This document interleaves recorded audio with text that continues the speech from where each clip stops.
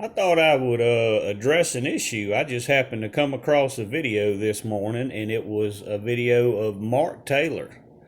And for those of you who may not know, Mark Taylor was the one that that gave the very first Trump prophecy, how Trump would become president, and he gave that prophecy back in 2011. That's how far back Mark Taylor's prophecy goes about Trump becoming president. This video I came across, he appeared on somebody's podcast back in October of last year, and the whole discussion, what he called it, was prophetic plagiarism. And what he was complaining and ranting about was how all these so-called Trump prophets, these self-proclaimed Trump prophets, have all come forward and jumped on the Trump prophecy train. And he was complaining about that because what we know of in Scripture, which is Jeremiah chapter 23, verse 30, how God is against the prophets that steal the words of another. So he gave this long podcast, and I didn't bother to put it up here and or show a video of it. You can seek that out if you like, because I have not really put much time and effort into this channel. And I've not done so because this is actually part of the problem that I'm addressing also. This is also part of that problem.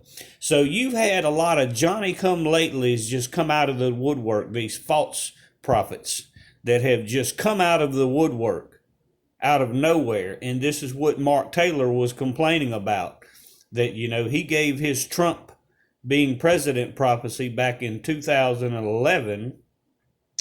And when he did ultimately become president, he had gotten a lot of recognition for that prophecy. But then suddenly out of nowhere, there was about 1,000 Trump prophets that came out of nowhere. And you even had insane people. And this is probably a really important aspect of this. You had a lot of crazy, insane people that are literally making Christians look like we're nuts. You had the Cat Kerrs and the Robin Bullocks and the Timothy Dixons and all these really insane people. You have part of them like Cat Kerrs and Robin Bullocks. They're just insane. They're weirdos, I guess is the better way to explain them. They're really, really weirdos. Especially Cat Kerr and Robin Bullock. They're very, very, you could tell they're basically a witch and a warlock. You have ones like Deborah, the one that has the channel Midnight Lies, what I like to call Midnight Lies with Deborah. She's really, I'm not sure what's going on with her. I think her and Cat Kerrs perhaps maybe need to get their menopause medication corrected, or, you know, try to seek some medical attention to get whatever medication and imbalance they have corrected, because they're very emotionally unstable people. And many of these ones they're extremely emotionally unstable. Cat Kerr and Deborah is just, that's two of the more extreme examples. But again, these people are making Christians out to look crazy. Making most Christians, they're beginning, or the people are beginning to paint all Christians with a broad brush and put them in that same category as these insane and lunatic-like false prophets. So Mark Taylor gave this long podcast interview about this, addressing this very thing about these prophetic thieves that basically troll the internet. You know, and he gave this podcast back in, again, October of last year. And it was funny to see that, to hear him complaining about that just then, because, I mean, I've been dealing with it for over 2 years. I was the one that prophesied the pandemic, the vaccine, and so many things. And it was so many of these ones. And I had big names. This is a problem with it. I had big names. I had Paul Bagley, Perry Stone, Tom Horn, Derek and Sharon Gilbert. I mean, they even wrote books. They stole my prophecy and used it to write books even, because they already had a large existing platform. That was the main point. They were already well established. So undoubtedly, like ones like Tom Horn and Perry Stone, they have made a living stealing prophecy from others, being able to recognize uh, a prophetic word when it comes out, and instead of giving credit to the one that gave the prophecy, they simply steal it, which is spoken against once again in Jeremiah 23:30. God is against the prophets that steal the prophecy, the words of another. So Mark was complaining about this and giving a large rant. And I actually think that he's actually began or has been taking legal recourse against these ones that have stolen or were stealing his prophecy, had jumped on the Trump prophecy train to collect and cash in on it. But he's only dealing with something that I've been dealing with. He's only just now seeing the problem behind it, because all these ones have built massive platforms. And one in particular that he actually called out, which is one that I've shown multiple videos and done multiple videos about, which was Elijah List. Elijah Streams and Elijah List. He called them out specifically by name because, as I've shown, Steve Schultz with Elijah List and Elijah Stream, he has all of these false prophets come on his channel, these prophecy thieves. He promotes, and again, they all work together. That's a big problem with it. They all work together as a group of false prophets to steal and try to twist a prophetic word. But understand that when they steal these things and when they do this, they have actually set God against that prophecy. And Mark Taylor's just now understanding that, beginning to understand that they basically sabotaged whatever prophecy Mark Taylor gave by stealing that prophecy and spinning that same narrative as Jeremiah 23:30 warns of. You know, they have set God against the Trump prophecy that Mark Taylor gave by stealing that prophecy and spinning the same narrative. So Mark Taylor has just recently began to understand what I had already been teaching on, what I had already been addressing for well over a year before he ever addressed the issue. I mean, I've been dealing with it. I've had people write books, use my prophecy to write books and cash in. Perry Stone, Tom Horn, Derek and Sharon Gilbert. They have stole tons of my prophecies and even written books on it, used it to write books. But because they jumped on it so quickly without understanding it, because it was not their prophecy to give to begin with, they got so many things wrong. They totally got it wrong. So this is what happens when a prophecy is stolen from somebody and given by somebody else. They get it wrong. And that not just a little bit, they get it a lot wrong. And this is why God warns about this in Jeremiah 23:30. This is why God sets himself against the ones that steal prophecy. And it's important to understand that, because this is exactly why Trump did not get a second term. Because all these ones that wanted to jump on the Trump prophecy train, you know, God is not going to, he's going to make sure that his word proves to be true. And he did that. He did that with Donald Trump. He made it a truth and made his word stand that God is against the prophets that steal the words of another. So all these Trump prophets that stole and started spinning the same narrative, how Trump was going to get a second term and he was going to have 2 terms and all this stuff that Mark Taylor had already done. I mean, Mark Taylor did it before even Kim Clements did it. Mark Taylor can show that he gave a Trump prophecy even before Kim Clements did it.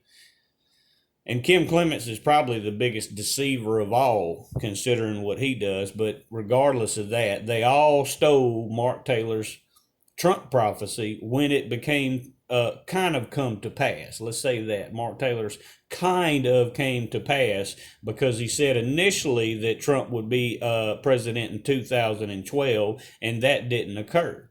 And we know from Deuteronomy chapter 18, verses 20 through 22, when you make a very specific prophecy and that thing does not come to pass just as stated, then you are not a prophet of God. So he made a prophecy that Trump was going to be president in 2012. It didn't come to pass. And of course, all these ones, they like to do this. Well, it's all about God's timing. No, you made a very, very time specific prophecy. And just as scripture states, and that specific scripture is what's known as the law and the prophets, given to Moses by God, that if a prophet gives a specific prophecy, time specific prophecy, and it does not come to pass just as stated, then that word was not given to them by God. It could have been given unto them by Satan, by a familiar spirit, by some demon, but regardless, you have the spirit of divination, which is the spirit of Python, the spirit of the serpent, which is spoken of in Acts chapter 16, more specifically, verse 16. That is the spirit of the Python in its original Greek translation, which has now been retranslated to the spirit of divination, because, the powers that be don't want you to know that it's the spirit of the serpent that is the original meaning. And what that teaches of, that whole chapter speaks of, is that even the spirit of the serpent will get some things right, just enough to make out as if they are prophets. And this is what you're kind of seeing. This is that lying signs and wonders that's also taught of in 2 Thessalonians chapter 2. The lying signs and wonders that the spirit of the Python would have, the spirit of the serpent. Lying signs and wonders, just enough to make you think they're godly. This is that cow manure cake that's been made, that cake that's been well decorated and well molded and to look like a wonderful cake. And it's been put some candies and sprinkled some powdered sugar on the outside of it. So everybody's looking at this cake and thinking, oh, that's a delicious looking chocolate cake. But when they bite into it, they find out it's a bunch of manure. That's what you get with these false prophets.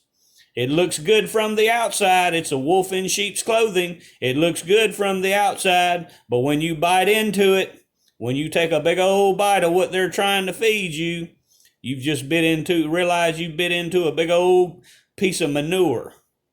It's a big pile of manure that they're feeding all their followers. And it's left a bitter taste in their mouth, a very bitter taste.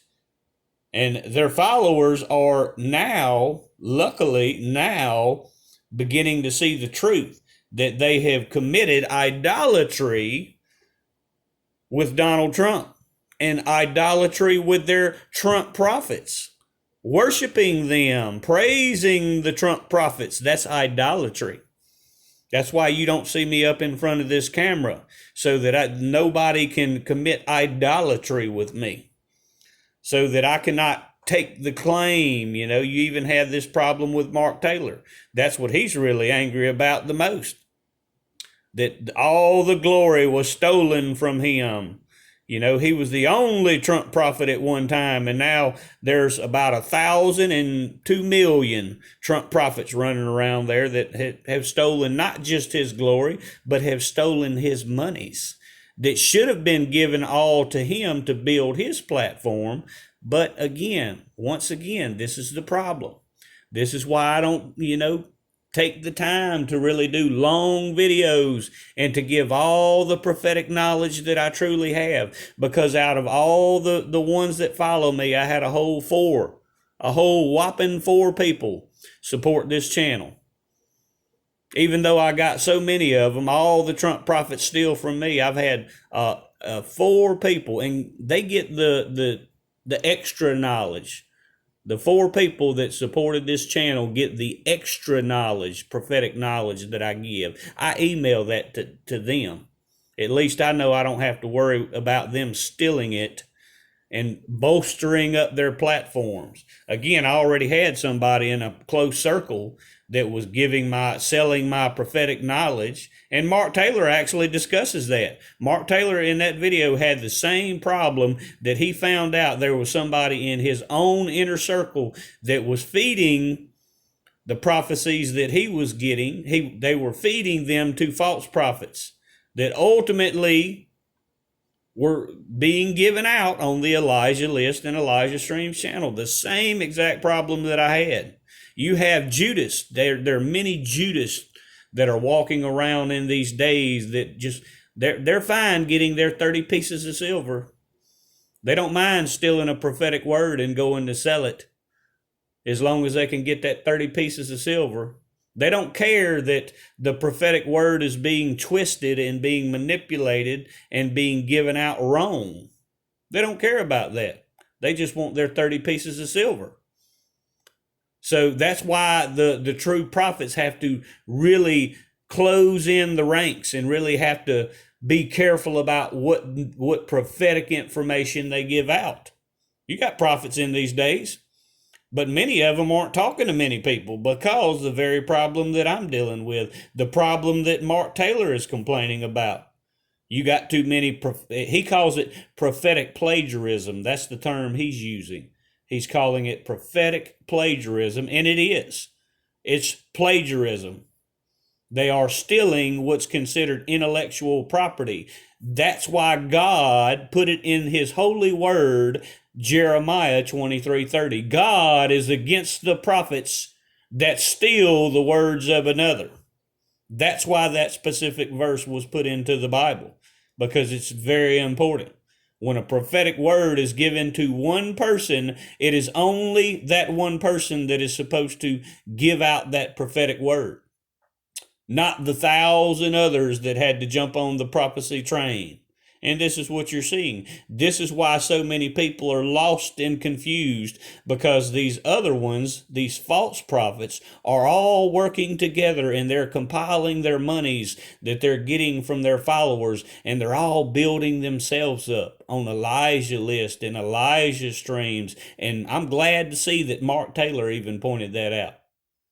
Even Mark Taylor's now calling out these prophetic thieves like Timothy Dixon and Amanda Grace and Hank Kuhnerman and Robin Bullock. All these prophetic thieves that have been stealing from me. Perry Stone, Tom Horn, Derek and Sharon Gilbert, Paul Bagley. I could name dozens of them. And I'm sure Mark Taylor can too. I'm sure Mark Taylor can name dozens of these ones. But again, if you're a Trump worshiper, if you're a Mark Taylor follower, you can blame the other Trump prophets for sabotaging, because they are the ones that sabotaged Mark Taylor's prophecies. If you want to see it that way, because once again, I point out to you, Jeremiah 23 verse 30, God is against the prophets that steal the words of another. So all these ones that came out and stole Mark Taylor's prophecies about how Trump would get 2 terms, there's your ones to blame. All the false Trump prophets that came out and stole Mark Taylor's words because they just had to have their own glory. But realize that, understand that, people. For those of you who follow me, I give out extra prophetic messages, but it only goes to the ones that have supported this channel, which is a whole whopping 4 people. And I'll continue to do that. I'll continue to give out the really, really significant stuff to those. They get it in private emails, because I'm not going to have, this channel stolen from like what they've done to Mark Taylor. I'm not just going to give it out freely to everybody for everybody to steal and cash in on, because that's all they've done for over 2 years now. They've stolen and cashed in and twisted and spun the prophecies that were given to me. So I thought that was just a little something credible for you to know, that I'm not the only one that's dealt with this. Mark Taylor's dealt with it. And he's really, really angry about it because he understands it for what it's worth now. He understands what Jeremiah 23:30 verse states, that God has set himself against the prophets because they stole the words from another. Be sure to understand that. God bless.